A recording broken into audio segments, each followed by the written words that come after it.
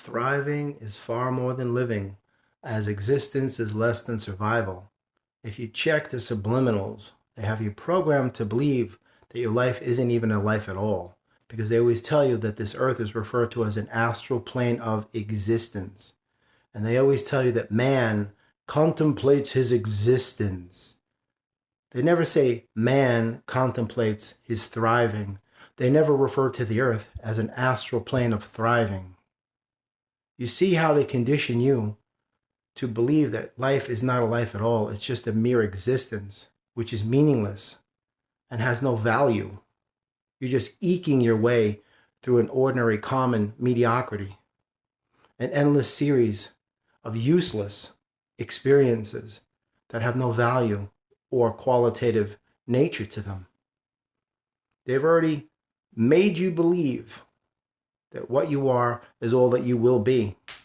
Because don't forget something. What they show you is all that you know. And what they're showing you is nothing but a lie. Check the subliminals, man. Check the subliminals. Begin to thrive in any given environment. This earth is not a sphere of existence. It is a sphere of an unlimited imagination. And I use the word imagination to allow you to understand that everything is limitless. This is not what you think that it is. But don't settle for an existence and mediocrity, because that's where they want you to nestle yourself into, thoroughly ensconced, entrenched, dug in to something that has no value. You know, how many people are so afraid to go and actually live their lives that they wind up becoming buried, never realizing their dreams?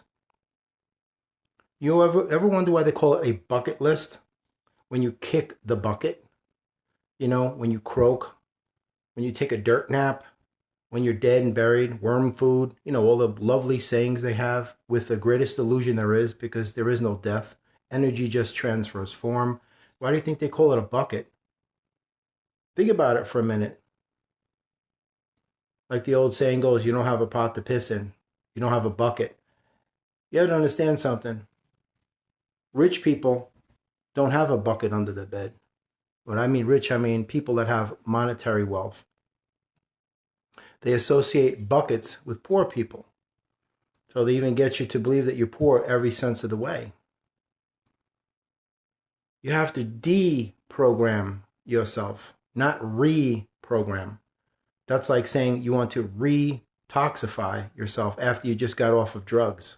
Does it make sense? No. You want to detoxify. But if you listen to what they say, you have to reprogram the subconscious mind, because it cannot tell the difference between right or wrong, good or bad, positive or negative, which is a bunch of garbage. Sounds great because it's coming from the people that you trust, right? And these are the same people that have shown you what everything is. So all you know is what they've shown you, because that's what you refer to as your source of reference. Am I wrong? They filled your head with everything they wanted to be there, because they know that's what exactly you're going to act upon. And that is exactly what will cause you to go in the specific direction they intend for you to go. The power of suggestive influence is such that once they thoroughly convince you of these things being true, your mind will go to work at making that an actual reality. And if all you know is all they taught and told you, then you're programmed. You don't have an existence. This earth is not an astral plane of existence. This is a sphere of innocence. This is something that I can't even convey in words. But you need to have respect for yourself, for God, for Source, for consciousness, for the earth, because it's all one and the same after all. You need to start to deject what they say as garbage and reject it, because dejection is something that they implant in you, and you need to deprogram from the dejection. That means you're ashamed, embarrassed, humiliated.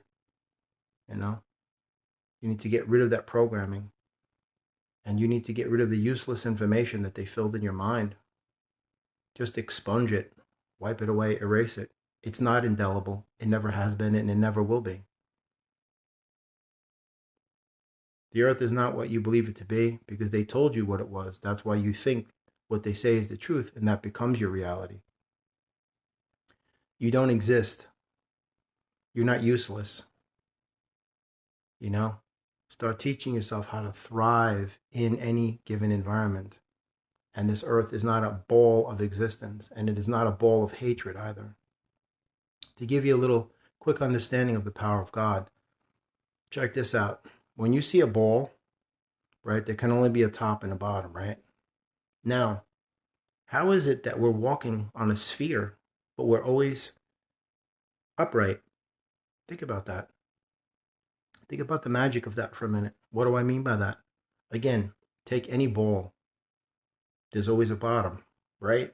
Well, imagine the people that right now live in Antarctica. They're at the bottom of that ball. But if you go to Antarctica, you're not upside down. You're not inverted. How is that possible? This is something people don't even question. See, if you're at the top of a ball, you're obviously going to be standing upright. If you're on the side of the ball, you're going to be sideways.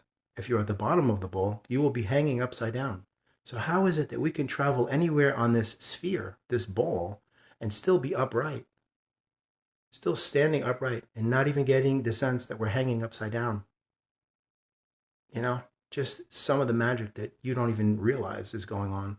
Gravity, this earth is orbiting. It is on a precise axis that is conducive to the thriving of life on planet Earth. We are the precise distance from the sun to promote life. Too close, we burn. Too far away, we freeze.